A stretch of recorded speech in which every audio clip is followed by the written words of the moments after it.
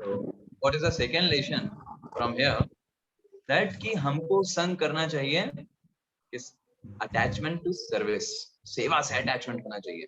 इस बात से खुश होना चाहिए कि हमें भगवान के बारे में सुनने, बोलने, स्मरण करने, उनकी पर्सनल सेवा करने का मौका मिल रहा है।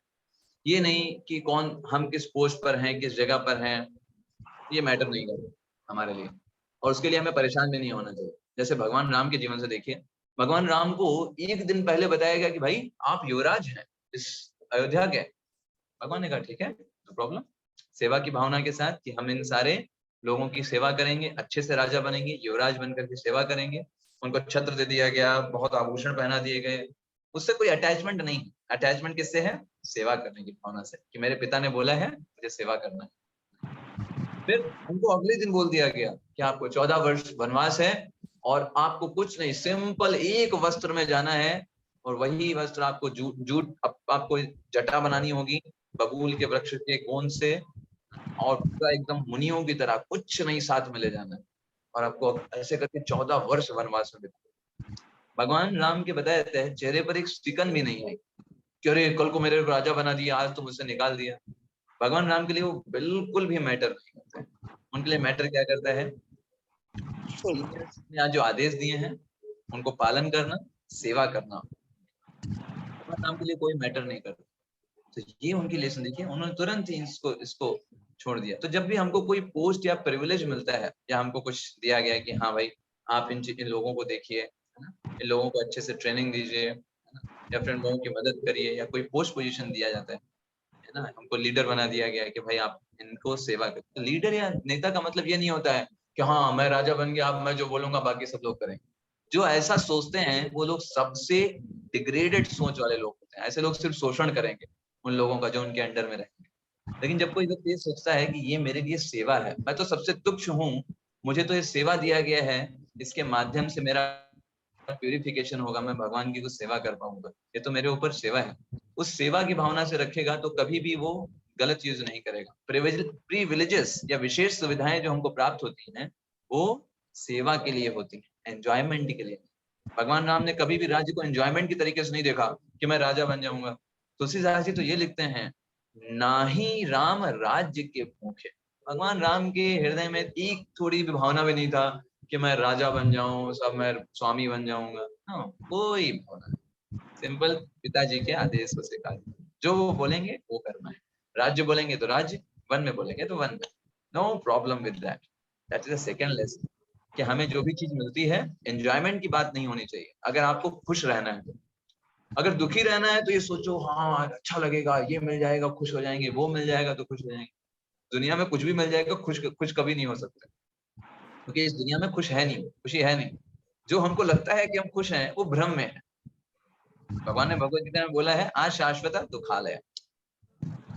तो बड़ा मतलब आश्चर्य की बात लगी, मैं इस चीज को लेकर सोच रहा था कि इस जगत में देखिए जितने भी हम सोचते हैं कि जो सुख है, जैसे फॉर एग्जांपल कोई व्यक्ति सोच सकता है कि मैं रूम में बैठूं, एसी ऑन हो, बढ़िया बढ़िया जूस का एक गिलास मिल जाए, वो सुख है। मान लो वो ऐसा मानता हो, लेकिन एक्चुअल में वो सुख नहीं है। वो उसने मान लिया उन चीजों को सुख है। अगर उसके जीवन में कुछ उस समय बुरा घटना हो जाए या कोई बुरी न्यूज सुन ले, वही एसी में उसके पसीने छूट जाएंगे।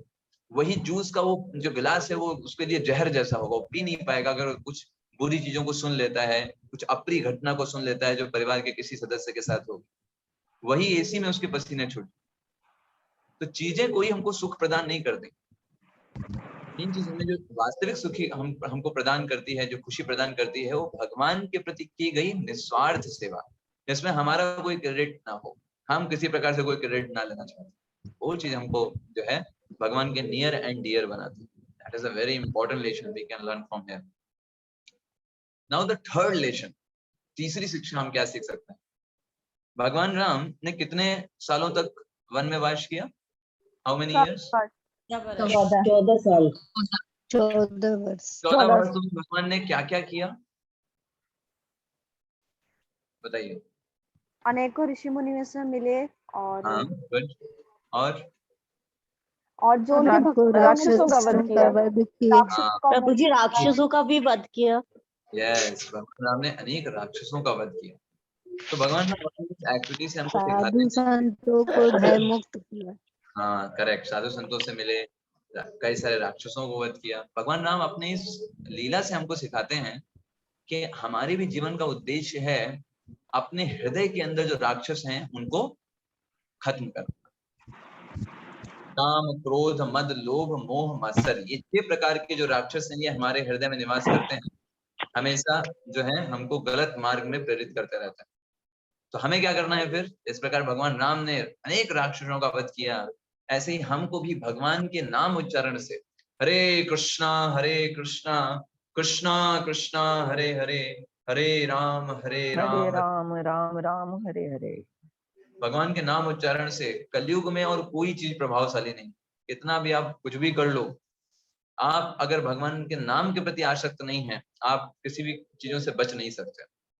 कितने भी बड़े आप योगी बन जाइए, कितना भी बड़ा आप कुछ भी पालन जरूर कर लीजिए, लेकिन अगर भगवान के प्रति और भगवान के नाम के प्रति आसक्ति नहीं है, आप इन सबको पराजित नहीं कर सकते। एक भी आपको गिराने के लिए काफी है, काम, क्रोध, मद, लोभ और मोह मात्सर्य में एक भी काफी है आपको, हमको गिराने के लिए। इसीलिए जो देवी देवता भी थे वो भी हमेशा यही चाहते थे, अरे भगवान राज्य ना करें। आपको पता है जिस दिन भगवान को ये अलॉट किया गया ना कि आपको युवराज बन जाए, और पूरा सबसे ज्यादा टेंशन देवताओं को हो रही थी, अरे क्या करें भाई, अब तो भगवान युवराज बन जाएंगे, राक्षसों का वध कौन करेगा, क्योंकि राक्षसों का वध करना बहुत इंपॉर्टेंट है ना। ऐसे ही देवता बहुत ज्यादा घबरा जाते हैं, तो फेथ नहीं है ना, उनका फेथ डगमगा जाता है। अगर वो कैकेयी बन नहीं भेजती तो राक्षस से वध कैसे होता है? हाँ करेक्ट है ना। तो ऐसे ही जब भरत जी जा रहे थे भगवान के पास, तो भरत जी का डेडिकेशन देख करके इतना ज्यादा देवता लोग कांपने लग गए, कहा अरे ये व्यक्ति इतना भगवान का बड़ा डिवोटी है, ये जो बोल देगा भगवान को तो करना ही पड़ेगा, क्योंकि भगवान तो अपने भक्तों के वश में है। अब ये तो अगर बोल देंगे कि भाई चलो आप राज्य करो, तो भगवान तो मान ही जाएंगे, मतलब हमारा प्लान जो सारा चौपट हो जाएगा चित्रकूट में। तो वो देवता लोग कभी कोई इतने ज्यादा हो जाते थे, वो भरत जी को आकाशवाणी से बोल देते थे, भरत मत जाओ उधर, है ना, भगवान राम के पास मत जाओ। उनको वापस लाने के लिए, उनको और राक्षसों का वध करना, इतना ज्यादा मतलब क्या बोल सकते हैं कि बहुत ज्यादा एंग्जियस हो जाते थे, चिंतित हो जाते थे।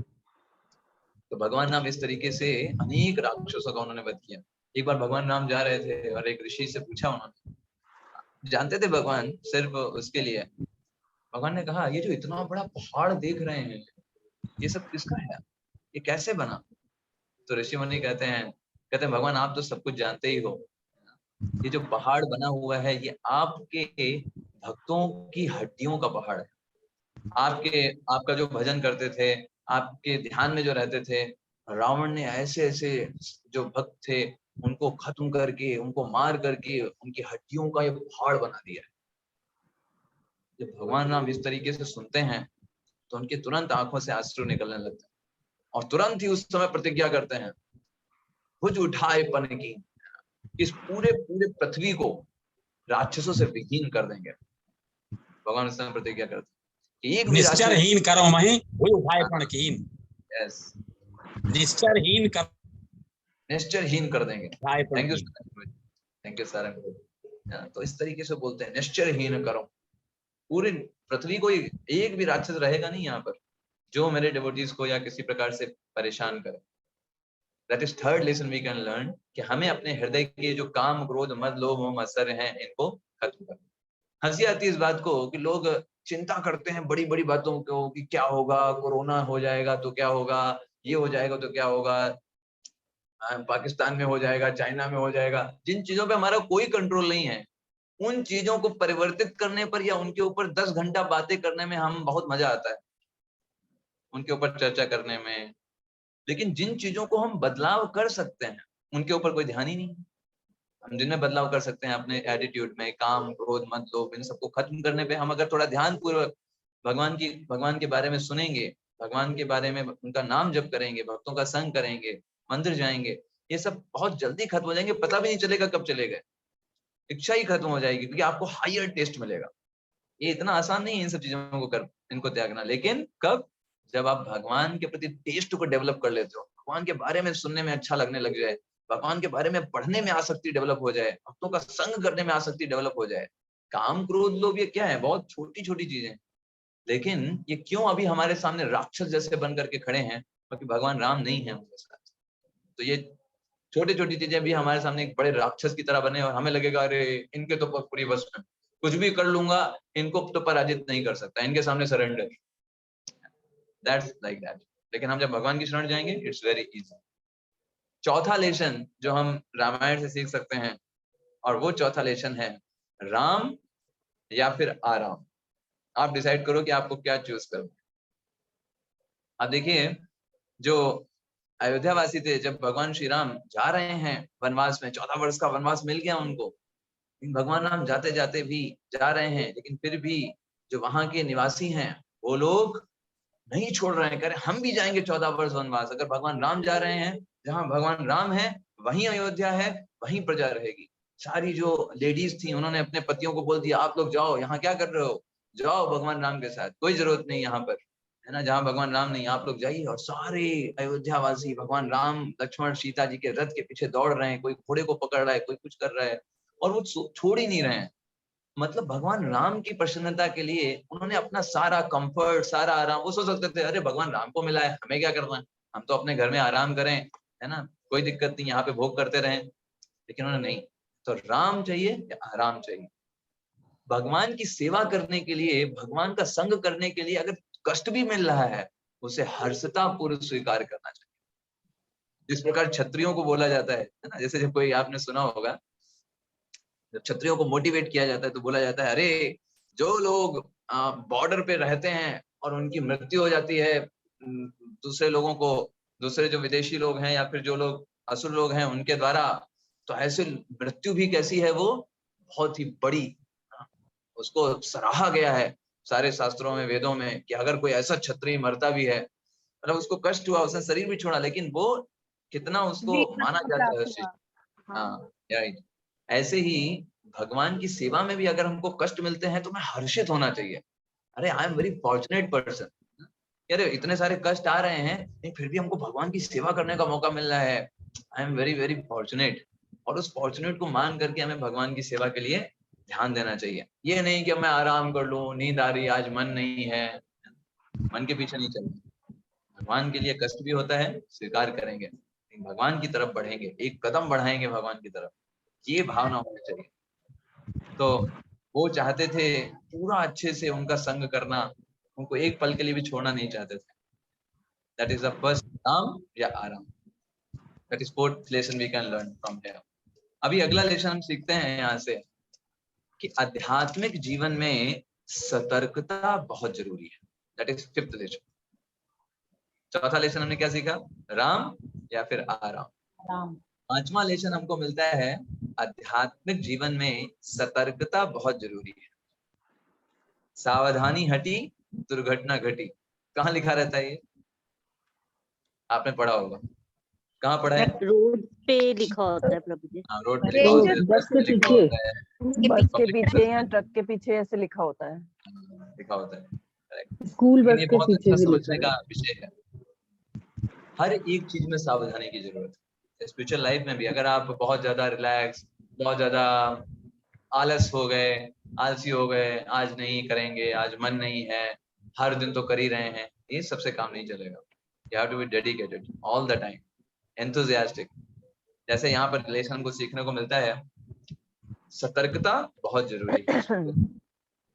क्या किया इन लोगों ने, जो अयोध्यावासी थे, भगवान राम के साथ आए थे, सब कुछ छोड़ के आए थे कि भगवान राम के साथ रहेंगे, अच्छे से रहेंगे, और जा भी रहे थे साथ, लेकिन रात में सो गए। अब जब रात में सो गए तो भगवान राम ने इन लोगों को देखा कितना गहनता से सो रहे हैं, थक गए हैं बेचारे। भगवान रात के 2 बजे उठे और अपने सारथी और सारे लक्ष्मण और सीता जी को जगाया, कहा देखो ये बेचारे अयोध्यावासी कितना मुझसे प्रेम करते हैं, लेकिन कितना थक गए हैं बेचारे, सो रहे हैं, अब इनको हम आगे लेकर के नहीं जा सकते, इनको कष्ट नहीं देना है। भगवान राम ने अपने सारथी से कहा, सुनो सुमंत्र, इस तरीके से रथ को घुमाओ कि जब ये लोग उठे इनको पता ही ना चले कि भगवान राम किधर गए, हर तरफ रथ के पहिए। सुमंत्र ने ऐसा ही दिमाग लगा करके रथ को इसी तरीके से घुमाया, इसी तरीके से घुमाया कि हर रास्ते में दिखाई दे रहा था कि रथ गया।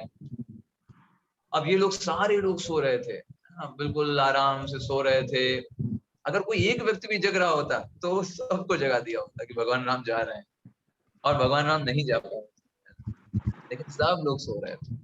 और इस तरीके से भगवान राम जो है वहां से चले गए। सारे जब अयोध्या वासी उठे, सब देख रहे हैं किधर है भगवान, कहाँ गए, सब कोई उधर दौड़ रहा है, कोई उधर दौड़ रहा है, लेकिन रथ के पहिए तो हर जगह हैं। तो सब लोग बहुत ही परेशान हो गए। इससे हमें लेसन मिलता है सीखने को कि हमें अलर्टनेस होनी चाहिए, आराम नहीं करना है। एक भी दिन आराम किया, सावधानी हती, दुर्घटना घटी। अलर्टनेस चाहिए, और कोई भी आकर्षणों से बचना चाहिए, भौतिक आकर्षणों से बचना चाहिए। जैसे हम देखिए सीता जी ने भी यहाँ पे अलर्टनेस को है। सीता जी ने किसको चाहा?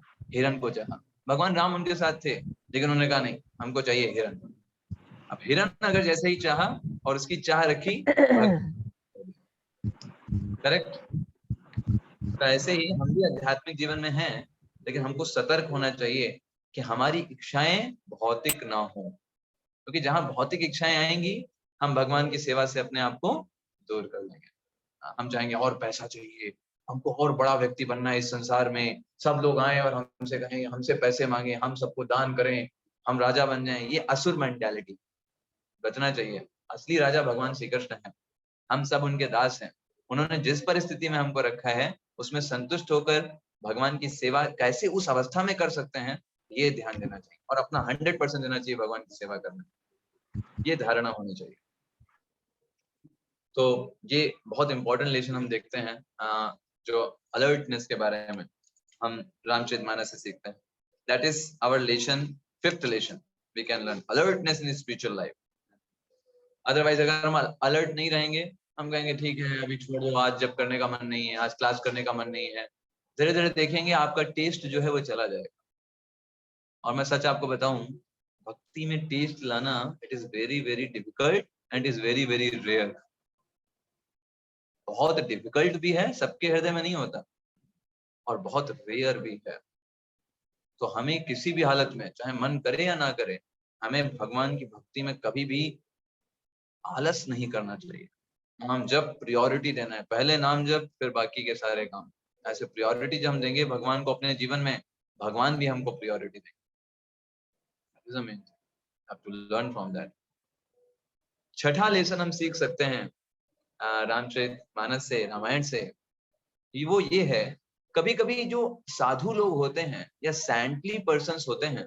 छठा तो बता दिया है, भौतिक आकर्षण से बचना चाहिए। हरे यस प्रभु जी, फिर से बोलिएगा, क्या बोल रहे हैं? छठा तो हो गया कि भौतिक आकर्षण से बचना चाहिए, छठवां नंबर तो हो गया। हाँ यस, भौतिक आकर्षणों से बचना चाहिए, हर प्रकार के भौतिक आकर्षण। जैसे आपको चैतन्य महाप्रभु बताते हैं, न धनम न जनम न सुंदरी कवितां वा जगदीश कामये मम जन्मनि जन्मनीश्वरे भक्तिर अहेतुकी। चैतन्य महाप्रभु कहते हैं ना जन्म, हमें जो भौतिक लोग रहते हैं, जो लोग हमेशा वाह वाही करते रहें, बहुत अच्छे ऐसे बोलने वाले लोग नहीं चाहिए। ना धनम, हमें धन भी नहीं चाहिए, ना सुंदरीम, कोई स्त्री या पुरुष भी नहीं चाहिए, कविताम, ऐसे लोग नहीं चाहिए जो बोले बहुत बढ़िया, बहुत अच्छे, है ना, अच्छी अच्छी कविता लिखें और वो लोग सराहना करें, ये सब कुछ भी नहीं चाहिए। तो चाहिए क्या भाई आपको? तो बोलते हैं हमको चाहिए भगवान की शुद्ध भक्ति, सेवा करने का मौका चाहिए, जन्म जन्मांतर तक। मुक्ति भी नहीं चाहिए, मतलब जन्म जन्मांतर मतलब क्या है? बार बार जन्म लेना पड़े, लेकिन हमेशा आपकी सेवा करने का मौका मिले, ये चाहते हैं।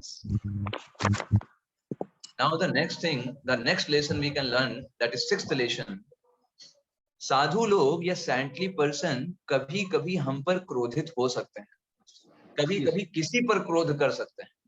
साधु लोग भी, जिनके नेचर में क्रोध होता ही नहीं है, वो तो बहुत शांत रहते हैं, हमेशा हेल्पफुल रहते हैं, हमेशा कंपैशनेट रहते हैं, लेकिन कभी कभी वो क्रोधित हो सकते हैं, लेकिन वो क्रोध हमारे फायदे के लिए होता है। That is the main thing. साधु लोग भी क्रोध कर सकते हैं, करते हैं, लेकिन वो दूसरे लोगों की भलाई के लिए होता है। और किसी ऐसा नहीं कि उनको क्रोध पे कंट्रोल नहीं है या क्रोध उनके ऊपर है, नहीं, वो अपने क्रोध को ऐसा कंट्रोल करते हैं कि वो तब उस क्रोध को निकालते हैं जब वास्तव में दूसरे की भलाई हो रही है। जैसे आप इस पिक्चर में देख रहे हैं, ये भरत जी हैं, भरत जी जब आए ना अयोध्या में, जब वनवास हो गया उसके बाद देख रहे थे किसी घर में ऐसा लग रहा था जैसे शमशान बन गया हो पूरा अयोध्या। हर घर में कहीं कोई दीपक नहीं जल रहा है, सब लोग ऐसे पड़े हुए हैं बेसुध। भरत जी ने कहा हुआ क्या है इस अयोध्या में? हर जगह कौवे चील यही सब लोग बोल रहे हैं, सारे अपशगुन हो रहे थे उनको। भरत जी कह रहे थे क्या समस्या क्या है, समझ में नहीं आ रहा है।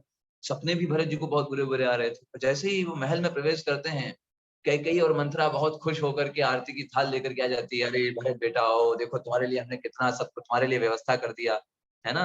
तुम्हारे जो राह में रोड़ा बन रहे थे भगवान राम, है ना। तो सबसे पहले तो भरत जी सफेद साड़ी को देख करके वो कहते हैं अरे मेरे पिताजी इतना परेशान, मेरे पिताजी को याद करके वो रोने लगते हैं और अपना हाथ पटकते हैं जमीन में, कहते हैं मेरे पिताजी चले गए मेरे पास, मेरे हाथ को उन्होंने राम जी के हाथ में बिना सौंपे ही चले गए, मैं तो ननिहाल में ही था।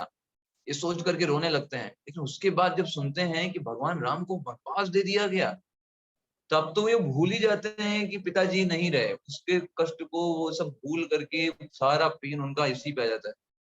तो जब ये सुनते हैं कि कैकेयी जो है वो मेन वजह है जिसकी वजह से मेरे जो प्रिय राम हैं उनको वनवास भेज दिया गया, है ना, वो कष्ट सह रहे हैं और मुझे राज्याभिषेक करने की बात की जा रही है कैकेयी की वजह से। तो कैकेयी को बहुत बुरी तरीके से डांटते हैं भरत महाराज। Even though Bharat Maharaj is pure devotee, but still वो इतना क्रोधित होते हैं और कहते हैं कि तुम मेरी माँ कहलाने के लायक नहीं, मैं तुमको माता के रूप में स्वीकार नहीं करूंगा। मेरे ऊपर ये जो कलंक तुमने लगाया है ये मैं कभी भी धो नहीं सकता। तो हमें लग सकता है अरे भरत जी तो इतने बड़े महान डिवोटी है, कितना ऐसे कैसे बातें कर रहे हैं, ऐसे कैसे क्रोध कर रहे हैं किसी स्त्री के ऊपर। लेकिन ये क्रोध कैकेयी को ये बताने के लिए है कि देखो तुमने जो काम किया है वो इतना आसान नहीं है उसको भुला जाना। और आपको पता है भरत जी ने कभी भी कैकेयी को माता के रूप में स्वीकार नहीं किया, डिसोन कर दिया। जो भी व्यक्ति भगवान से हमको अलग करता है, how can I accept them? Kaikeyi को स्वीकार नहीं किया अपने माता के। ये हम लेसन सीखते हैं यहाँ पर। जिस प्रकार से हम ये समझ सकते हैं जैसे कोई डॉक्टर होता है तो डॉक्टर कभी कभी इंजेक्शन देता है, तो क्या वो रोगी से जो पेशेंट है उसकी दुश्मनी निकाल रहा है क्या? बताइए, यस और नो? नहीं। वो दुश्मनी नहीं निकाल रहा है, वो उसके सुधार के लिए है। ठीक ऐसे ही जो भगवान या भगवान के जो भक्त होते हैं, कभी अगर क्रोधित होते हैं या कभी हमको कुछ सेवा देते हैं जो हमको लगता है हो सकता है मेरे लिए सही ना हो, मैं नहीं कर पाऊंगा, तो वो कृपावश देते हैं, मर्सीफुल देते हैं हम, और हमको ये समझाने के लिए कि वो कितना सही है हमारे लिए, कितना हमें और भगवान के प्रति सेवा भाव होना चाहिए। That is the sixth lesson and the seventh lesson is very very important. सातवां जो लेसन शिक्षा है बहुत इंपॉर्टेंट है। दैट इज व्हाट, हमारे जीवन का सिर्फ एक ही लक्ष्य है, वो क्या है? भगवान के प्रति भगवान की इच्छा की पूर्ति करना। That is only our aim, the only one thing, to please the Lord. हमारे जीवन का लक्ष्य क्या है? भगवान की प्रसन्नता। जिस चीज में भगवान प्रसन्न होंगे वही चीज हमारे लिए अच्छी है, चाहे वो कुछ भी क्यों ना हो। अब देखिए जब भरत महाराज भगवान राम को लेने के लिए चित्रकूट आ रहे थे, तो भरत महाराज ने दूर से देखा भगवान राम को, कभी देखा नहीं था भगवान राम को वनवासी के वेश में, जटाओं में एकदम जटा बांध करके जैसे मुनि लोग रहते हैं, और एकदम जो पत्ते होते हैं पत्ते इन सबके से वस्त्र पहने हुए मुनि के वेश में। कभी नहीं देखा था भगवान राम। भगवान को देखते ही बेहोश होकर के गिर जाते हैं। भगवान राम दौड़ते हैं भरत जी के प्रति, उनको उठा लेते हैं अपनी गोदी में, उनको जगाते हैं। तो भगवान राम देखते हैं कि भरत ने भी वैसा वेश बना करके रखा। भरत ने अपने पूरा जटा को जैसे वैसा होता है वनवासी लोग पहनते हैं, और अपने सारे जैसे भगवान राम की तरह। आप जानते हैं भरत ने ऐसा क्यों किया होता है, वनवासी का वेश क्यों बनाया होता है? हम ये सोच करके आते हैं कि मैं भगवान राम की जगह पर वनवास करूंगा 14 वर्ष और भगवान को भेज दूंगा। क्योंकि भाई दशरथ जी से कैकेयी ने मांगा है कि वनवास होना चाहिए, तो ठीक है बड़ा बेटा ना करके छोटा बेटा वनवास करेगा, 14 वर्ष वनवास करेगा और हम करेंगे और भगवान राम राज्य करेंगे। ये सोच करके वो होते हैं, इस डेडिकेशन के साथ आते हैं। लेकिन भगवान राम कहते हैं नहीं, तुमको राज्य कर, हमारे माता पिता की यही इच्छा है, यही सेवा है तुम्हारी। भगवान राम से बोलते हैं अगर तुम वास्तविक रूप से मुझसे प्रेम करते हो तो मैं तुमको बोल रहा हूँ कि तुम राज्य करो। अब देखिए भरत जी के बिल्कुल भी अनुकूल नहीं है। भरत जी इतना भी नहीं चाहते हैं कि वो राज्य करें, लेकिन क्योंकि हमारे जीवन का लक्ष्य क्या होना चाहिए, भगवान की प्रसन्नता। यहाँ हमको समझ में आता है प्रेम और काम। प्रेम का मतलब क्या होता है, जब व्यक्ति ये चाहता है कि दूसरा व्यक्ति कैसे प्रसन्न रहेगा, तब ये है प्रेम। और काम का मतलब क्या है कि मैं कैसे खुश हो सकता हूँ, मुझे कैसे आनंद मिलेगा, ये है काम। तो आध्यात्मिक जगत में सब भगवान से प्रेम करते हैं, वो ये नहीं देखते कि मुझे कष्ट होगा। अब भरत जी को कष्ट होता, ठीक है, कि भगवान राम जो है वनवास में रहें और वो राज्य करें, लेकिन उनको अपने कष्ट को नहीं देख रहे हैं। भगवान राम किसमें प्रसन्न है? भगवान राम प्रसन्न है कि राज्य भरत करें 14 वर्ष तक, ठीक है। हनुमान राम जी कहते हैं ठीक है भरत, तुम मुझको राज्य देना चाहते हो ना, मैं एक्सेप्ट करता हूँ, मैं राज्य करूंगा, लेकिन 14 वर्ष के बाद, तब तक तुम राज्य करो। और इस तरीके से यहाँ पे देखते हैं भरत जी कितना भगवान से प्रेम करते हैं। आसान नहीं है उस कलंक को लेकर के जीना, आसान नहीं। तो भरत जी ने उसको स्वीकार किया, राज्य को ना चाहते हुए भी किया। That is the glory of Bharat. Ramcharitmanas में तुलसीदास जी तो यहाँ तक लिखते हैं कि अरे ये जो रामचरितमानस है, इसमें राम जी से ज्यादा बड़ा चरित्र तो भरत का है, भरत का और महान चरित्र है। क्या आप देखिए भगवान राम ने अपने माता पिता की बातों को माना, लक्ष्मण जी ने और बड़ा चीज को फॉलो किया, नहीं भी माता पिता ने बोला, लेकिन भगवान की सेवा के लिए सब कुछ त्याग करके भगवान की ओर चल पड़े, सब कुछ छोड़ दिया भगवान की सेवा। तो भरत जी उससे भी महान थे कि उन्होंने भगवान की प्रसन्नता के लिए जो नहीं चाह रहे हैं राज्य करना, फिर भी राज्य किया। ये और भी बड़ा त्याग है ना। जैसे त्याग की अलग अलग वैरायटी है। ऐसा ही नहीं कि त्यागी मतलब वही हो जिसने सब कुछ त्याग कर दिया। त्यागी वो व्यक्ति भी हो सकता है जो व्यक्ति सारी चीजों को कर तो रहा है, लेकिन वो सिर्फ और सिर्फ भगवान की प्रसन्नता के लिए कर रहा है, वो भी व्यक्ति त्यागी। नाउ द 8th लेसन, 8वां जो शिक्षा हम सीख सकते हैं वो है भरत जी से ही सीखेंगे, दैट इज भगवान ही सिर्फ और सिर्फ स्वामी है, हम सिर्फ उनके दास हैं। इवन दो हमको अगर कोई पोस्ट पोजीशन किसी कारण से मिलता भी है, तो हमेशा हमें किसको देना चाहिए, भगवान को ही वो ऑफर करना चाहिए और सेवक भावना के साथ कार्य करना चाहिए। तो यहाँ पर आप क्या देख रहे हैं फोटो में, भरत जी ने सिंहासन पे राम चरण पादुकाएं रख रखी हैं। यस, स्वयं नहीं बैठे। उन्होंने कहा ठीक है भगवान राम ने बोला है राज्य को संचालन करने के लिए, लेकिन मैं स्वामी तो भगवान है। भगवान भी भगवत गीता के 5वें अध्याय के 29वें श्लोक में बोलते हैं, भोक्तारं यज्ञ तपस्तां सर्वलोक महेश्वरम सुहृदं सर्वभूतानां ज्ञात्वा मां शान्तिमक्षति। बात बहुत छोटी सी है लेकिन समझने में बहुत बड़ी। समझे तो बहुत सारा समय लग सकता है समझने में, या बहुत छोटी सी चीज हम समझ सकते हैं। असली स्वामी भगवान श्री कृष्ण। अगर हमको इस जगत में कोई मिलता भी है, कुछ सम्मान मिलता है, कुछ पोस्ट मिलती है, कुछ पोजीशन मिलती है, कोई पद पर है, कहीं हमको कुछ वैभव मिलता है, कुछ सम्मान मिलता है, तुरंत हमको इस बात को समझना चाहिए ये जो वैभव, ये सम्मान, ये पोस्ट, ये पोजीशन, ये लीडरशिप, दिस इज ओनली जो है सिर्फ कृष्ण ही है, उसके स्वामी। हम उनके दास हैं और उनके बिहाफ पर हम सेवाएं दें। तब वो चीजें आपको प्रभावित नहीं करेंगी, अदरवाइज छोटी छोटी चीजें आपको प्रभावित कर देंगी। तो we are only caretakers. हम इस संसार में कितने समय तक के लिए आते हैं, 60-70 साल के लिए आते हैं। हमको कुछ घर मिलता है, कहीं कहीं रोल अदा करना पड़ता है, कोई व्यक्ति किसी का रोल अदा करता है, कोई किसी का रोल अदा करता है, but we are only caretakers. हम यहाँ पर देखभाल कर रहे हैं चीजों। हाँ, असली स्वामी कौन है बताइए, कौन है असली स्वामी? भगवान श्री कृष्ण। भगवान जी। एग्जाम्पल में लिया जाता है, कभी कभी हम जाते हैं बाहर ट्रेन से, तो ट्रेन में हमको सीट अलॉट होती है, S746 सीट, A34 नंबर की सीट अलॉट होती है। इसका मतलब क्या हम उसके स्वामी बन गए? नहीं, वो पर्टिकुलर टाइम के लिए हमको दिया गया। ऐसे ही ये शरीर, सारी सुविधाएं, सारी चीजें हमको थोड़े समय तक के लिए दी गई, फिर हमसे ले ली जाएंगे, क्योंकि हम उसके स्वामी नहीं। अगर हम स्वामी होते तो हमेशा हमारे पास रहते, नहीं हमारे पास हमेशा। तो वैसे ही हमको इस चीज को समझना चाहिए और उस आधार पर कार्य करना चाहिए। भगवान असली स्वामी है इससे हमको कभी अहंकार नहीं होगा, चाहे हम प्रधानमंत्री क्यों ना बन जाए, राष्ट्रपति क्यों ना बन जाए। हमेशा अगर इस बात को हम समझेंगे कि हम कितने सालों के लिए यहाँ पर हैं, कितने समय तक हम ये भोग कर पाएंगे, कभी भी नहीं, बहुत तुच्छ हैं, बहुत कम समय के लिए जगह पे, ये सोचना चाहिए। Lord is only the proprietor. जैसे कोई व्यक्ति कभी कभी अपने आप को स्वामी मानता है ना, दूसरी चीज वो कंट्रोल करना चाहता है, क्योंकि जैसे ही आप अपने आप को प्रॉपर्टियर मानोगे, कंट्रोलरशिप अपने आप डेवलप हो जाएगा।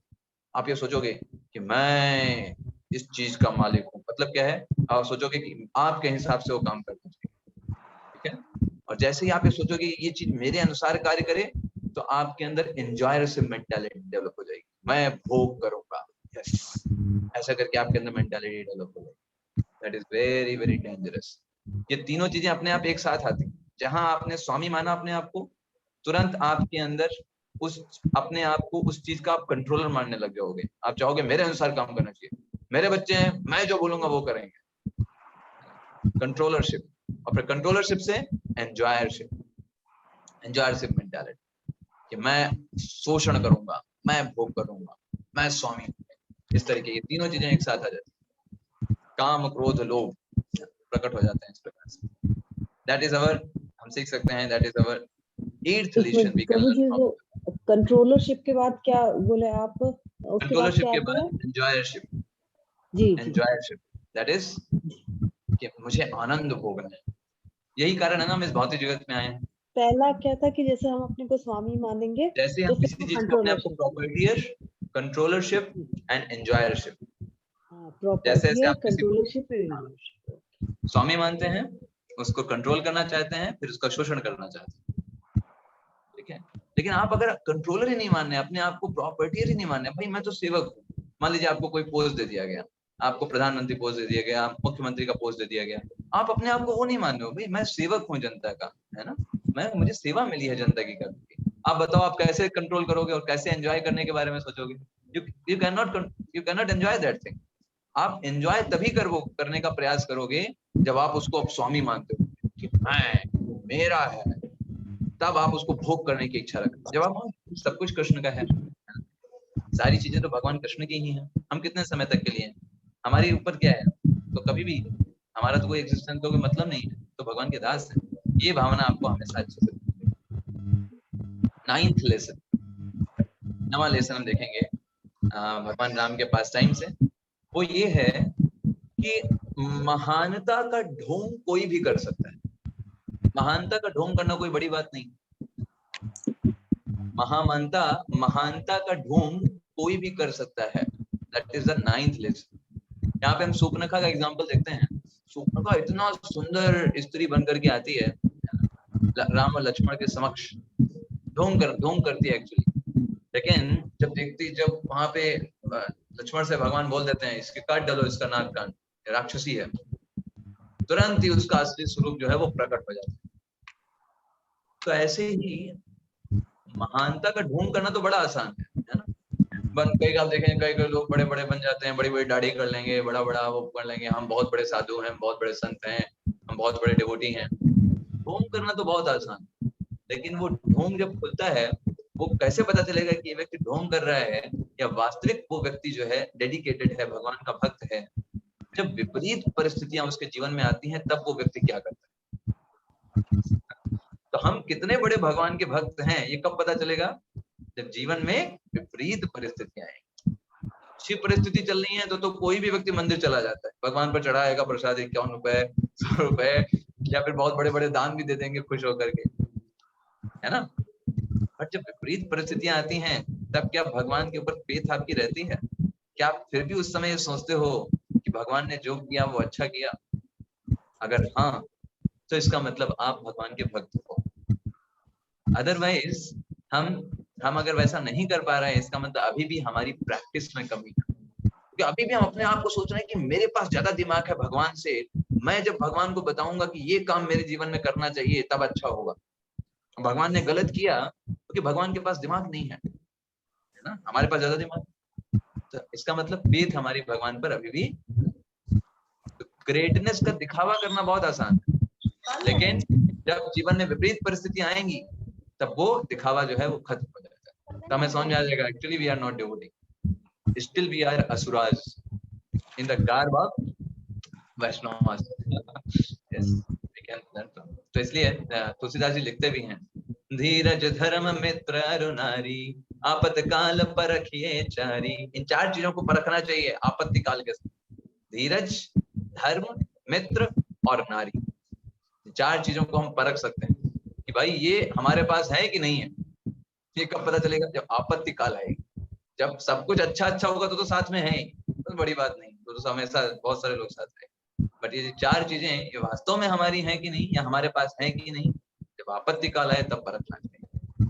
तो शूर्पणखा ने जैसे ही आपत्ति काल आया तुरंत तो राक्षसी के रूप में प्रकट हो गई, अपना बचाव नहीं कर पाई, उस वेश को नहीं संभाल पाई। हरे कृष्ण प्रभु जी। हरे कृष्ण। यस माधव। प्रभु जी ये 4 चीजें क्या क्या बताए आप? धीरज मतलब धैर्य, मतलब रेगुलेटिव प्रिंसिपल्स, धर्म मतलब धर्म, और मित्र मतलब फ्रेंड, एंड नारी मतलब वाइफ। ठीक। 4 थिंग्स। धीरज, मित्र, धर्म, नारी। Yes, 4 things we can like that. तो ये चीजें हमें समझना चाहिए कि कितना हमारे अंदर धैर्य है। अब भाई सब कुछ बढ़िया चल रहा है तो धैर्य है ही। जब खराब होता है, हमारे अनुसार काम नहीं हो रहा, हम चाह रहे हैं कि ऐसे हो, लेकिन कुछ ऐसी व्यवस्था हो जा रही है कि उल्टा हो जा रहा है, तो हमारे अंदर कितना धैर्य है ये हमको तब पता चलेगा जब विपरीत होगा हमारे साथ। एंड आप देखिए, भक्त उन विपरीत परिस्थितियों में भी भगवान को कभी नहीं छोड़ते, यही उनकी ग्रेटनेस है। आप देखो पांडवों के जीवन में कितनी विपरीत परिस्थितियां आई, कुंती के जीवन में कितनी विपरीत परिस्थितियां आई, आप जिनको सोच भी नहीं सकते हो वो विपरीत परिस्थितियां उनके जीवन में आई, लेकिन भगवान का दामन कभी नहीं छोड़ा। नेवर। उन्होंने सोचा भी नहीं कि भगवान के बारे में कि मेरे साथ गलत हुआ, नेवर। कुंती महारानी एकदम जब युवा ही थी, उनके पति जो थे वो अकाल मृत्यु हो गई। आप सोच सकते हैं, छोटे छोटे बच्चे थे, 5 बच्चे थे, पांडु की मृत्यु हो गई। 5 बच्चे जो छोटे छोटे थे उनको भी सारे कौरव जहर देकर के मारना चाहते थे, अपना विरोधी मानते थे। कभी भगवान से कोई गिला शिकवा नहीं, क्योंकि वो जानते हैं भगवान जो भी कर रहे हैं अच्छा ही करेंगे। ये उनको इतना फेथ होती है भगवान के। ऐसे ही पांडवों के जीवन में देखिए, अज्ञातवास मिला उनको, कितना कितना क्या क्या करना पड़ा जीवन में। पांडवों का जीवन को इतना फूलों से सजा हुआ नहीं था, अपने ही राज्य को प्राप्त करने के लिए कितना लड़ाई करनी पड़ी, लेकिन कभी भी भगवान के विरोध में नहीं गए। भगवान से ये नहीं बोला, अरे कृष्ण आप तो मेरे ही साथ में हो, हमारे जीवन में ऐसा क्यों कर रहे हो, हम लोगों को अज्ञातवास क्यों भेज रहे हो, आप तो जानते हो हम सही है। भगवान सब जानते हैं, और भगवान जो भी कुछ हमारे जीवन में लाते हैं वो हमारी शुद्धता के लिए होता है, हमारी प्योरिटी के लिए होता है, हमको और भगवान के प्रति शरणागत बनाने के लिए होता है। ये फेथ हमको बनानी चाहिए। That thing we require. And the last lesson we can learn from here that हम सीखेंगे, सबसे आखिरी लेसन कि हमको yes attachment can create traps and makes us suffer. हमारी जो आसक्तियां है ना इस भौतिक जगत में, ये हमको इस भौतिक जगत में फंसा करके रख सकती है for long term of time. जैसे आप इस पिक्चर में देख रहे हैं ना, क्या दिख रहा है आपको, क्या दिख रहा है? हम हिरण के लिए बोल रहे हैं। स्वर्ण हिरण। हाँ, स्वर्ण हिरण। स्वर्ण हिरण दिख रहा है। देखिए इस लेसन से आचार्य हमको सिखाते हैं बहुत बड़ी शिक्षा है हमारे जीवन में। जगत में बहुत सारे ऐसे आकर्षण हैं जो आपको भक्ति से नीचे गिराने के लिए सामने तैयार हैं। स्वर्ण हिरण क्या है? एक्चुअली में माया ही तो है, मायावी राक्षस है, लेकिन वो किसका कपड़ा पहन करके आया है? सोने का। एक्चुअली सोना है नहीं वहां पे, लेकिन सिर्फ उसने मायावी वेश बना करके। ऐसे ही माया जगत में अनेक अनेक चीजें हैं जिन्होंने माया रूपी कपड़ा पहन रखा है हमको ठगने का। हमें लगता है कि ये चीज अगर हम पा जाएंगे ना हम खुश हो जाएंगे, और उस चीजों के लिए हम भगवान को भी अपने से दूर कर देते हैं। सीता जी ने किया, सीता जी ने कहा वो मृग चाहिए। मृग जो है वो आकर्षण को चाहने की जो चाह थी, उसको प्राप्त करने की इच्छा थी, इस कारण से भगवान राम को उन्होंने कई समय तक के लिए अपने से दूर कर दिया। तो शास्त्र हमको बताते हैं कि जैसे ये जो मकड़ी होती है, इसका जो जाला बुनती है मकड़ी, जो मक्खियां होती है उनको बड़ा अच्छा लगता है ट्रैप देख, अरे बड़ी अच्छी चीज है भाई ये तो, है ना, मजा आएगा इस ट्रैप में जाएंगे, बड़ा अच्छा लगेगा इस ट्रैप के अंदर जाएंगे तो। लेकिन वही ट्रैप उसको क्या कर देता है, उस मक्खी को उसका जान ले लेता है।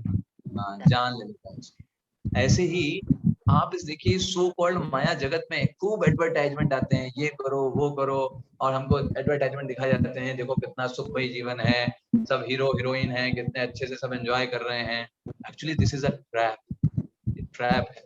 जैसे मछली होती है ना, वो ये सोचती है कि अरे मैं ये भोग करूंगी बड़ा मजा आएगा, है ना, ये जो रोटी का टुकड़ा आया हुआ है, लेकिन जैसे ही वो भोग करने चलती है तुरंत ही एक जो सीख होती है उसके मुख से पार कर देती है। ऐसे ही जो भौतिक जगत के आकर्षण हैं, ये हमको ऊपर से लुभावने लगते हैं, लेकिन अंदर से उस मछली के जो तार के बराबर होते हैं। जब आप उनको भोग करने जाओगे तो इतना आपको उसके बदले में इतने कष्ट सहन करने पड़ेंगे कि आप परेशान हो जाओगे। इसलिए शास्त्र बताते हैं हमें कभी भी इन भौतिक आकर्षणों से प्रभावित ना होकर के भगवान की भक्ति में दृढ़ रहना चाहिए हर एक परिस्थिति में, और इनको फॉलो नहीं करने का प्रयास करना चाहिए। आपको एक बहुत अच्छी चीज यहाँ पे समझाएंगे। शास्त्र बताते हैं, आचार्य भी समझाते हैं, सीता जी हैं वो किरदार अदा कर रही है एक जीव का, हिरण जो है वो किरदार अदा कर रहा है सेंस ग्रेटिफिकेशन का इस जगत में अलग अलग प्रकार। रावण जो है वो किरदार अदा कर रहा है 10 सेंसेस का। रावण के 10 सिर हैं, हमारे पास भी 10 सेंसेस है शरीर में।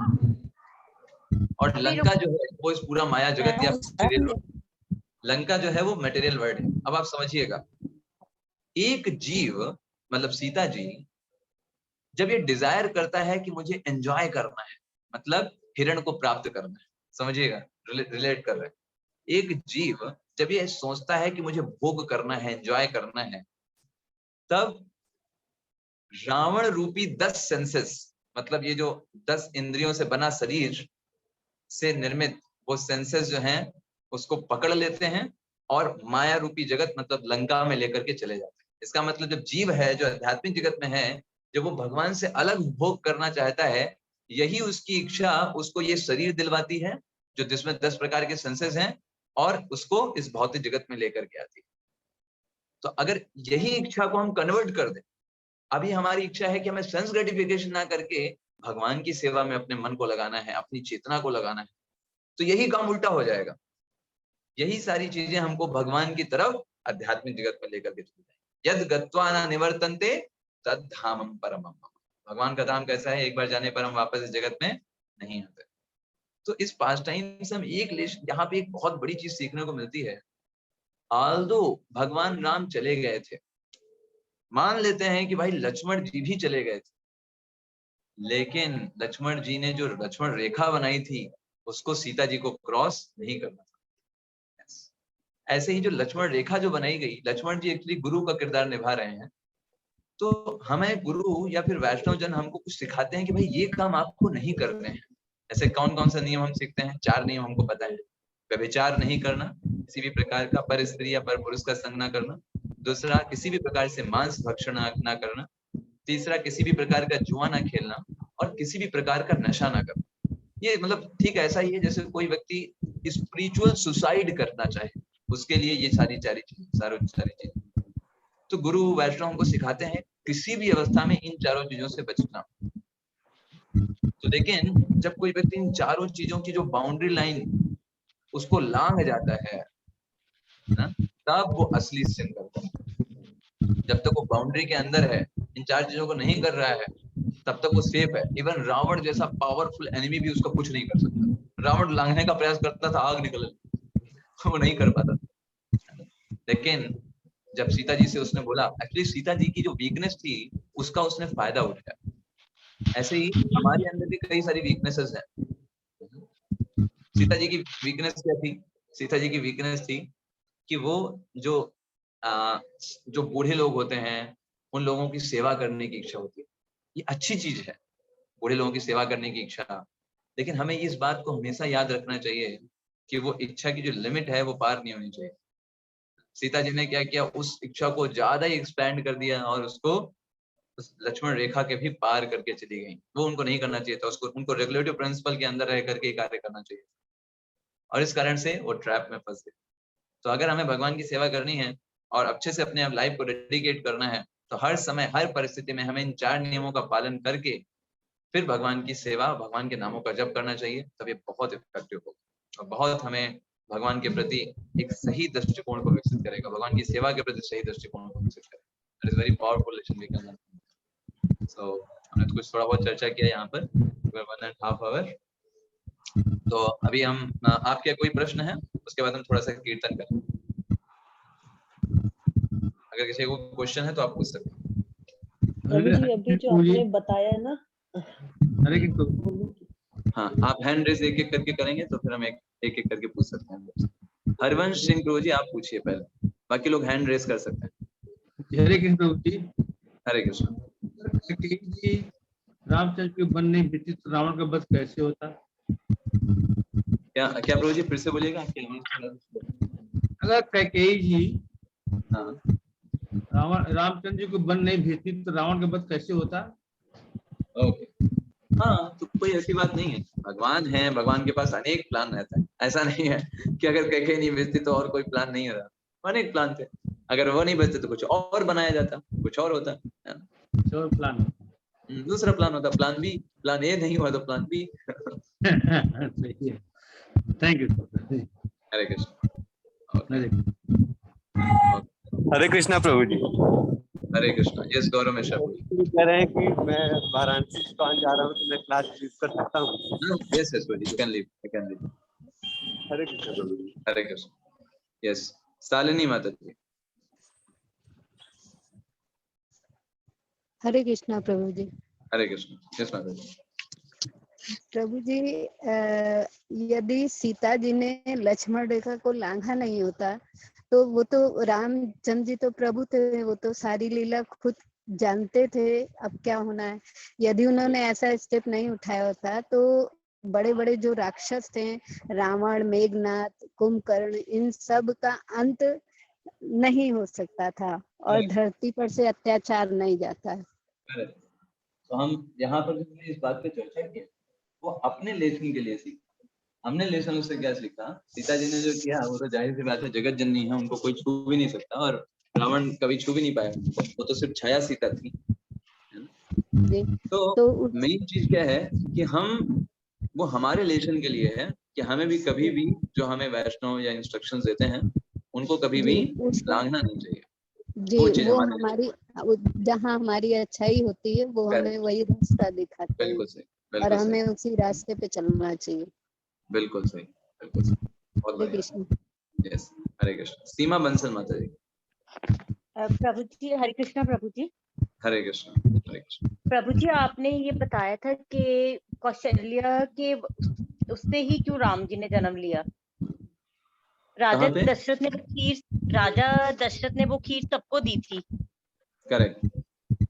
करेक्ट. पर वो राम जी ने जन्म कौशल्या की कोख से क्यों लिया? हाँ ओके. देखिए कौशल्या जो थी वही पिछले जन्म में शत्रुपा थी. तो भगवान ने पहले ही मनु शत्रुपा को जो वरदान दिया था, शत्रुपा को बोला था कि आप कौशल्या रानी बनेंगे और जो मनु है वो दशरथ जी बने. तो उस समय मैं आपके यहाँ जन्म लूं. और भगवान ऐसा नहीं है, जो लक्ष्मण भरत शत्रुघ्न है अंशन सहित अवतार लिया है. भगवान के ही अंश हैं. ठीक है. Thank you Prabhu ji. Hare Krishna. Okay. Sunita Rani माता जी. हरे कृष्णा प्रभु जी. हरे कृष्ण. प्रभु जी मैं आज की क्लास शुरू से नहीं ले पाई तो मुझे रिकॉर्डिंग मिल सकती है? हाँ इस वजह हम हमारे संतोष प्रभु जी कर रहे हैं तो दे देंगे बात. हरे कृष्ण. हरे कृष्ण. यस आरती माता जी. हरे कृष्णा प्रभु जी. हरे कृष्ण. प्रभु जी इस्कॉन में दीक्षा लेने का क्या प्रोसेस है? कोई एग्जाम देना पड़ता है क्या उसके लिए? हाँ एक्चुअली दीक्षा देने का प्रोसेस ऐसा है कि हम सबसे पहले जो भक्त हैं वो डेडिकेटेड हों और वो प्रत्येक दिन वो कम से कम 16 माला करते हों. पिछले 2 सालों से प्रत्येक दिन जो 16 माला करते हैं और साथ साथ में 4 नियमों का स्ट्रिक्टली पालन करते हैं. तो ऐसे जो 2 वर्ष तक प्रैक्टिस करते हैं एटलीस्ट, उसके बाद फिर हम उनके लिए एक कोर्स होता है इस्कॉन डिसाइपल कोर्स. वो करा करके उसके बाद फिर दीक्षा के लिए आगे बढ़ते हैं. खास करके वो किसी ना किसी मंदिर से भी जुड़े हों जहाँ पर वो सेवाएं दे रहे हों, किसी ना किसी वैष्णव के अंडर में हों जिनके गाइडेंस में वो भक्ति में प्रगति कर रहे हों. इन सब चीजों को देखने के बाद उनको आध्यात्मिक दीक्षा दिया जाता है। तो मतलब ये कुछ ऐसा नहीं है कि दीक्षा मिल गया। हमें ये सोचना चाहिए कि अगर दीक्षा का मतलब कैसा है, बीज डालना, जैसे कोई होता है ना कि बीज डाला जाता है, तो अगर हमारी भूमि जो है वो बंजर है, उसके अंदर बीज डाल भी दिया, कोई फायदा होगा? बताइए। नहीं होगा। भूमि बंजर है। ऐसे ही जो समय होता है, हम क्यों समय बोलते हैं कि कम से कम 2 वर्ष तक आप इतना करिए, 2 वर्ष तक सारा फॉलो करिए, वो भूमि को उपजाऊ बनाने के जैसे। भूमि एक बार उपजाऊ बन जाएगी, फिर जब बीज पड़ेगा तुरंत पौधा निकलेगा और खेती होगा। ठीक है आरती माता जी? हरे कृष्णा प्रभु जी। हरे कृष्ण, हरे कृष्ण। ओके प्रभु जी। पराग प्रभु जी।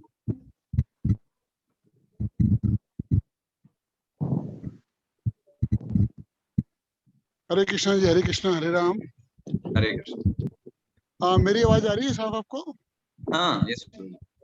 बहुत बहुत धन्यवाद जी आपका, बहुत ही अच्छा टॉपिक चुना है रामनवमी की। आपको शुभकामनाएं, और आपको और सबको शुभकामनाएं मेरी और ग्रुप में सारे हैं। राम के माध्यम से मैं राम करें या हरे कृष्ण करें, दोनों ही अच्छे हैं। पर मेरा ये मानना है कि रामायण के पात्र हैं, रावण का पात्र है रामायण में। मेरा ये मानना है कि किसी भी पात्र को एक दृष्टि से नहीं देखना चाहिए। सभीयों में गुण और अगुण पाते हैं। मान लो रावण है तो रावण में मान लो अवगुण थे तो उसमें गुण भी थे। तो अगर हम उसको एक ही दृष्टि से देखेंगे कि वो इसने उसका सीता का हरण किया, सीता का हरण इसलिए किया था, वो राजा था, और लक्ष्मण ने उसकी बहन की नाक काटी, आय की दृष्टि से भी किसी स्त्री की नाक काटी जाती है, उसको दंड मिलना चाहिए। तो रावण ने उसको मतलब कि उसके दोनों, वो प्रकांड पंडित था और वो विजय का था। दूसरी बात, उसने नारी का सम्मान किया था, उसने वहां पर नारी सीता स्त्री को उसने अपने रखा था वहां पर, लेकिन उसका सम्मान भंग नहीं किया था। ठीक है, वो राजा था, राजा की तरह उसने बिहेव किया। और श्री रामचंद्र भी रावण का सम्मान करते थे। एक मिनट, आपको यहाँ पर एक चीज बताना चाहेंगे। रावण को श्राप था, रावण को श्राप मिला था कि अगर वो किसी भी नारी को उसकी बिना परमिशन के अगर वो छुएगा या फिर उसको दुरुपयोग करने या दुष्कर्म करने का प्रयास करेगा तो उसके सिर के 100 टुकड़े हो जाएंगे। और यही कारण था कि उसने सीता जी को यही बोला था कि 1 महीने का मैं समय देता हूँ। ये रीजन था कि वो बहुत ज्यादा चरित्रवान व्यक्ति था रावण। अगर ऐसा ही होता तो क्यों सारे देव, गंधर्व, किन्नर जहां भी जाता था रावण जो था, वहां पर सारे जितने लोग थे सारी स्त्रियों को हरण करके ले आकर के अपने महल में रखता था। सो इट्स नॉट बहुत बड़ा वो। कई लोग आज रावण का बड़ा गुणगान करते हैं, भगवान राम का गुणगान कब रावण करता है? हरे कृष्णा प्रभु जी। वेदवती, हरे कृष्णा प्रभु जी। वेदवती, आप सर्च कर सकते हैं प्रभु। हाँ, वेदवती को उन्होंने श्राप दिया था, वेदवती ने श्राप दिया था। और दूसरी चीज कि शूर्पणखा ने जो काम किया था वो नाक कान काटने से भी ज्यादा गलत काम किया। नाक कान काटना कोई तो भगवान ने बहुत ही कम ही किया एक्चुअली, है ना। और रावण को लोग बोलते हैं कि शूर्पणखा ने जाकर के बताया, तो शूर्पणखा भी कोई रावण की बहुत ही ज्यादा प्रेम करने वाली बहन नहीं थी। रावण से एक्चुअली वो बदला लेना चाहती थी। अगर आपको पता हो, शूर्पणखा के पति को रावण ने ही मार डाला था, मतलब स्वयं के ही बहनोई को रावण ने मार डाला था। और शूर्पणखा रावण से बदला लेना चाहती थी, इसलिए चाहती थी कि भगवान राम के हाथों में मर जाए, कुछ ऐसा प्लान बनाते हैं। आप अगर इस चीज को पढ़ेंगे समझ में आएगा आपको।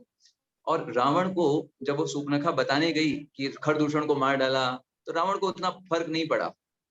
शूर्पणखा जानती थी कि ये व्यक्ति कहाँ पर वीक है, किस चीज में इसकी वीकनेस है। तो शूर्पणखा ने वही चीज किया। शूर्पणखा ने क्या किया, सीता जी का डिस्क्रिप्शन देने लगी। सीता जी कितनी सुंदर हैं, उसके सामने सब कोई फेल है। ये जानती थी कि रावण जो है 1 नंबर का कामी व्यक्ति है, या और सब चीजों में कंट्रोल कर लेगा लेकिन इस चीज में कंट्रोल नहीं कर पाए। और वही उसके साथ हुआ। तो रावण का जो पर्सपेक्ट है, जो पूरा है दृष्टिकोण, तो कई लोग बोलते हैं रावण बहुत बड़ा प्रकांड पंडित का। अरे क्या फायदा पंडित होने का, क्या फायदा शास्त्रों को पढ़ने का? इससे अच्छा ना पढ़ा होता बढ़िया था ना। जब अगर देखिए यही चीज होती है, शास्त्रों को पढ़ना ही कंप्लीट नॉलेज नहीं है। शास्त्र पढ़ करके आप विद्वान नहीं बन सकते, पंडित नहीं बन सकते। शास्त्र पढ़ करके सिर्फ आपको रावण की तरह अहंकार आ सकता है अगर आपको सही दृष्टिकोण ना विकसित हो। इसलिए सही चीज है दृष्टिकोण को विकसित करना। भगवान के प्रति सेवा का दृष्टिकोण नहीं है, पढ़ डालिए पूरे शास्त्र, क्या फायदा है पूरे शास्त्र पढ़ने का? रावण ही बनेंगे। सारे शास्त्र पढ़ करके भी करेंगे क्या? वही सारे कार्य करेंगे जो एक असुर करता है। So that is the thing. तो मेन चीज है, आजकल लोगों में बहुत जगह ये धारणा है, जो रावण को सही तरीके से जानते नहीं है, उसकी चीजों को पढ़ा नहीं है अच्छे तरीके से, वो सोचते हैं कि रावण बहुत अच्छा व्यक्ति था, उसने सीता जी को इस तरीके से 1 महीना जो है कुछ छुआ नहीं, कुछ किया नहीं, तो मजबूरी में उसने ऐसा किया। Actually that's the thing, that's the thing. तो हमें उस तरीके से उसको सही दृष्टिकोण से देखना चाहिए। और मेन चीज है, वो बात है कि रावण से भी हम बहुत सारी चीजें सीख सकते हैं। तो इसका मतलब ये नहीं कि उसको हम आइडियल बना करके उसकी पूजा करने लगे। कई लोग तो आपको जान करके आश्चर्य होगा, रावण को अपना आइडियल मानते हैं बेवकूफी में, या फिर उनको सही चीज पता नहीं होती रावण के बारे में।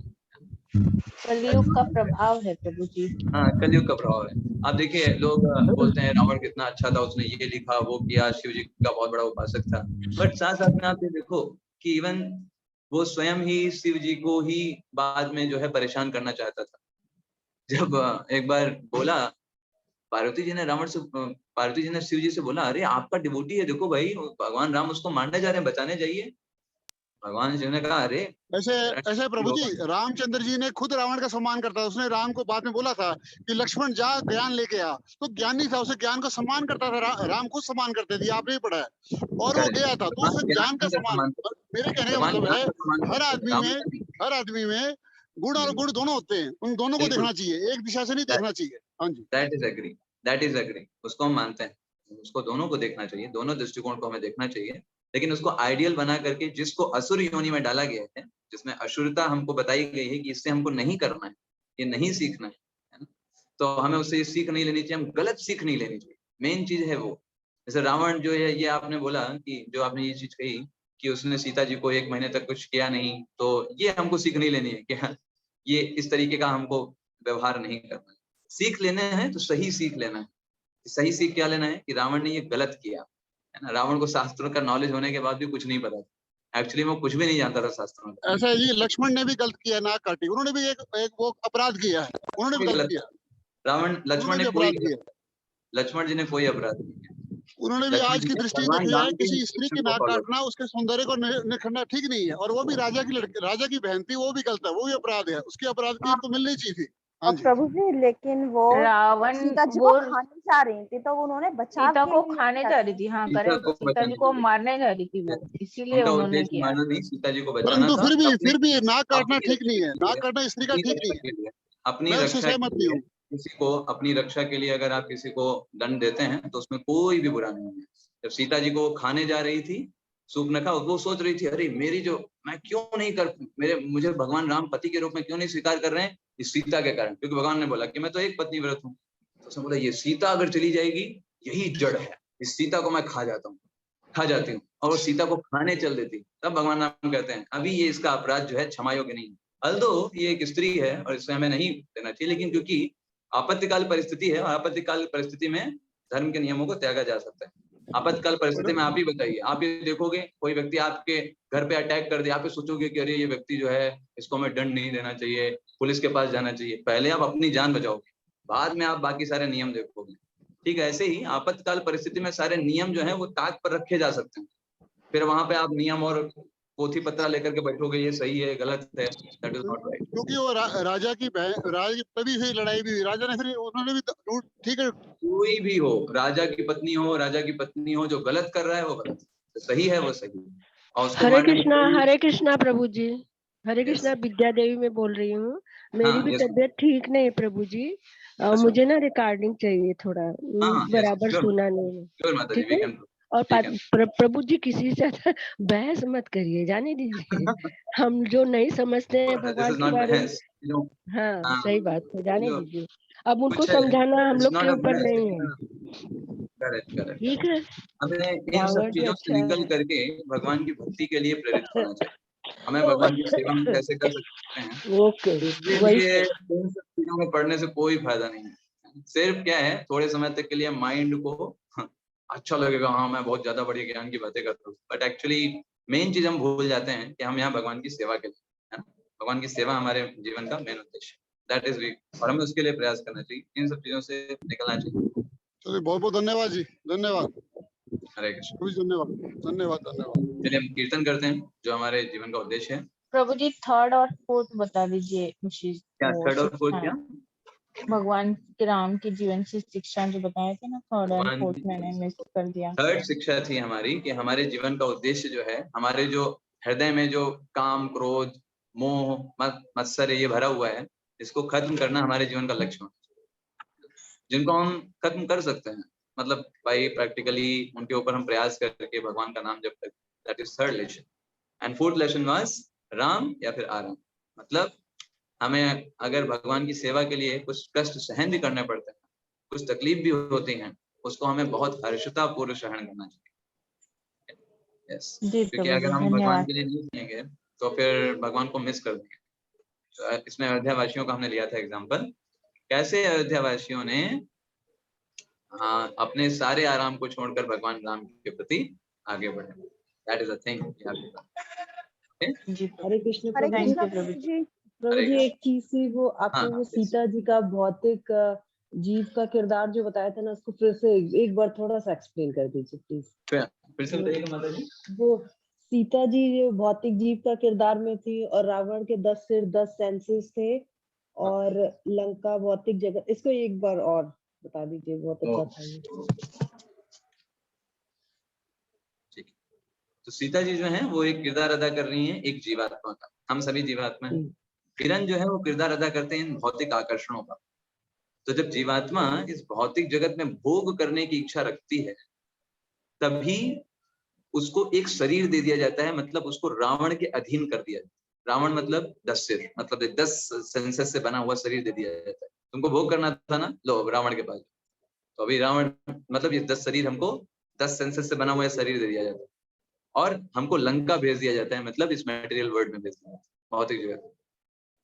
अगर ये भोग करने की इच्छा नहीं होगी, अगर हमारी भगवान की सेवा करने की इच्छा होगी, तो फिर हमको वापस हम आध्यात्मिक जगत में चले जाएंगे, जैसे भौतिक जगत। तो दैट शुड वी डू। और इसलिए हाँ, यस, हमारी 10 इंद्रियां या 5 मतलब इंद्रियां हैं? एक्चुअली 5 इंद्रियां हैं, उनको बोलते हैं ज्ञानेंद्रियां, और 5 इंद्रियां हैं, उनको बोलते हैं कर्मेंद्रिय।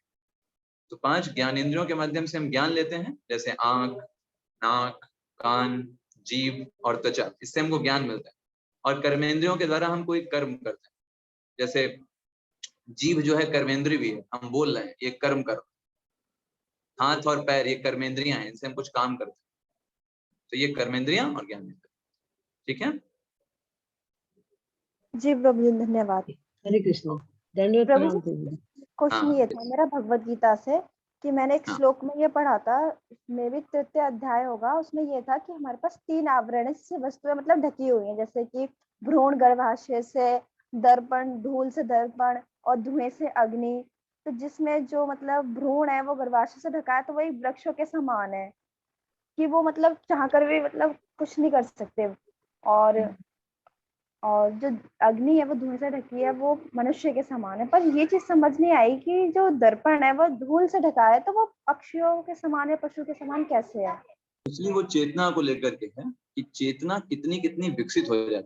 आप देखो, जो लोग पेड़ पौधों की योनि में रहते हैं, उनकी चेतना बहुत कम विकसित होती है। तो जैसे गर्भाशय में होता है, तो वो उसके पास रहेगा तो सब कुछ, बट वो कुछ भी नहीं कर सकता। ऐसे ही पेड़ पौधे कुछ भी नहीं कर सकते। थोड़ा सा चेतना का विकास, उसको एग्जाम्पल दिया गया दर्पण पे पड़ी हुई धूल के जैसा, मतलब पशु पक्षी की चेतना। तो वो चेतना कैसी होती है, वो लोग चल सकते हैं, घूम सकते हैं, है ना, और उस समय वो इस तरीके से थोड़ा मूव कर सकते हैं, चेतना का एक्सपेंशन हुआ। और फिर तीसरी जो दिया गया है वो अग्नि और धुएं से, तो वो मनुष्य की चेतना है। बस में फूंक डालने की आवश्यकता है, धुआं चला जाएगा और अग्नि प्रज्वलित हो जाएगी। ठीक है, चेतना के विस्तार से रिलेटेड। धन्यवाद। तो सारे सम एंड बोनम और सारी चीजों का कंक्लूजन यही निकलना चाहिए कि हमें भगवान की भक्ति करनी है और भगवान के नाम ही इस सारी चीजों का सार है। सारी चीजों से हमको निकालना है, उसका जप करना है। यही डेडिकेशन के साथ हमें रामनवमी को मनाना चाहिए। तो हम 2 मिनट कीर्तन करेंगे और फिर क्लास का एंड करेंगे।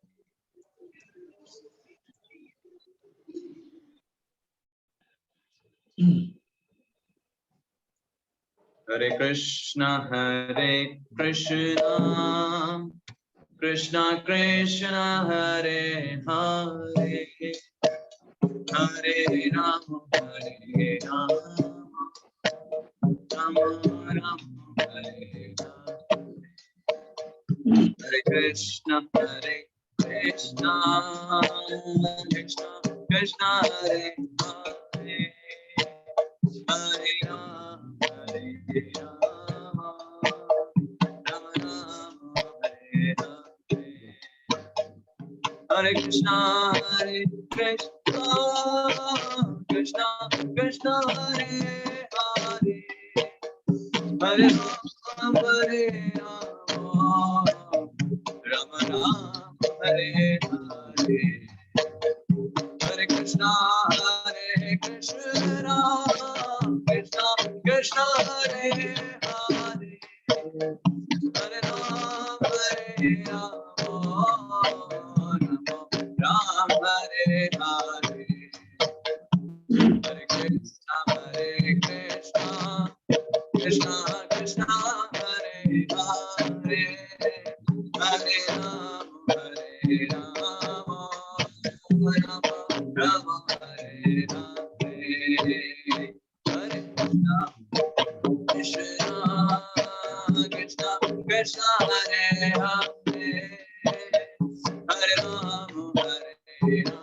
Rama Rama Hare Hare Hare Krishna Krishna Krishna Krishna Hare Hare Hare Rama Hare Hare Hare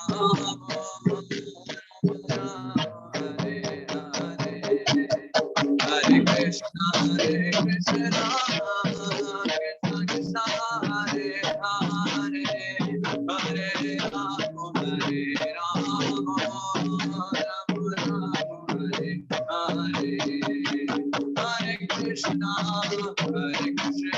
Krishna Krishna Hare Hare Hare Rama Hare Rama Hare Hare Hare Krishna Krishna Krishna Krishna Hare Hare Hare Rama Hare Rama Rama Hare Hare Jaya Prabhupada Prabhupada Srila Prabhupada Prabhupada Jaya Srila Prabhupada Jadguru Srila Prabhupada की जय गौर भक्त की जय निताय गौर प्रेमानंदे हरि हरि बोल हरे कृष्ण हरे Krishna ji Hare Hare Krishna engage करने के लिए भगवान राम के प्रति कुछ बोलने के लिए अदरवाइज मैं योग्य तो नहीं हूँ लेकिन जो भी जो छोटी चेतना है उसको शुद्ध करने के लिए आपने समय दिया निकाला आप सभी का बहुत बहुत हृदय से आपका समय देने के लिए बहुत धन्यवाद प्रभु जी हरे कृष्ण धन्यवाद हरे कृष्ण हरे कृष्ण प्रभु जी हरे कृष्ण प्रभु जी हरे कृष्ण